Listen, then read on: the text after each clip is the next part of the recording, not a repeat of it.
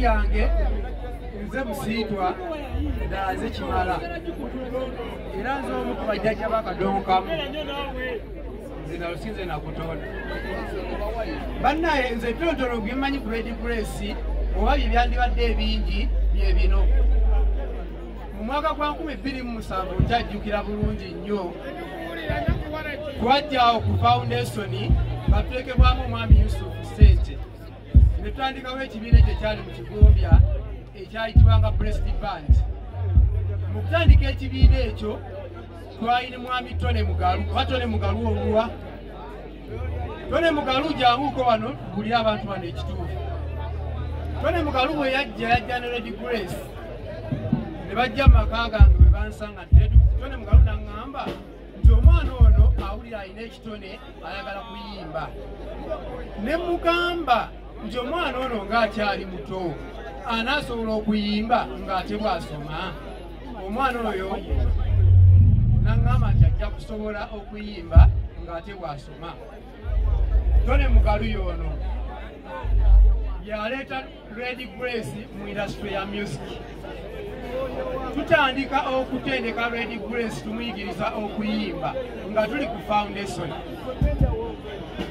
Waliwo omuvubuka oyo golaba akutte kamera gwe bayita Martin Serwan yalinga akuba ka keyboard akali akatone nnyo era mpozi ng'omwogezi omu bw'agambye nti omwana oyo yamulabirawo kajja kuba muyimbi.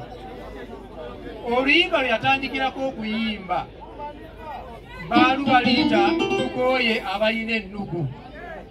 Akayimba ako ke yatandikirako okuyimba n'ayimba obalampa abantu.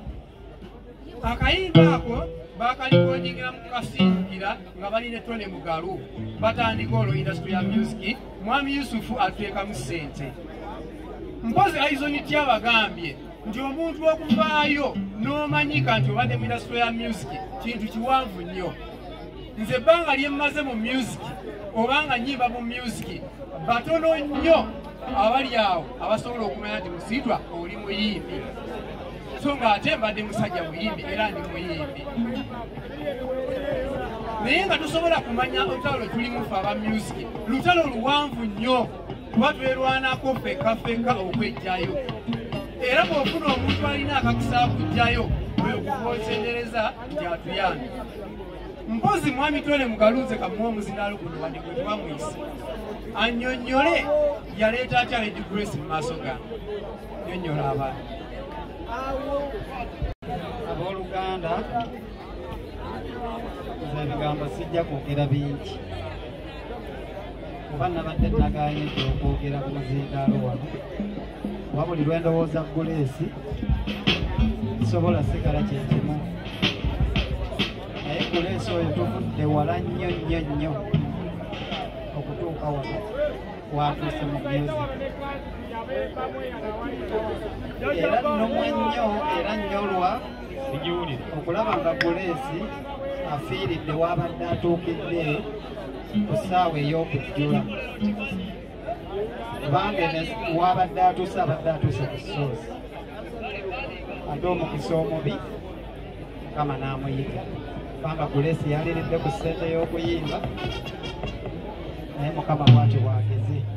Naye ng'okuyimba kwaffe olugendo luwanvu bwe tutandika okulunyumya wano tuyinza okukeesa olwo kale naye nga baganda bange ab'emikwano tulina oluyimba wano lwe tuva okukuba mu studio era lufulumye kati mugenda dduwulira tuva kukungubagira Grace twaluyimbye misana olwaleero luwedde mugenda dduwulira.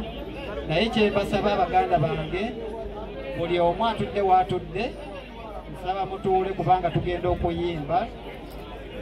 Bwe tutandika okuyimba tugenda kuyimba mpaka ku makya kubanga ffe abayimbi amaziga gaffe tuyimba na fooni eno.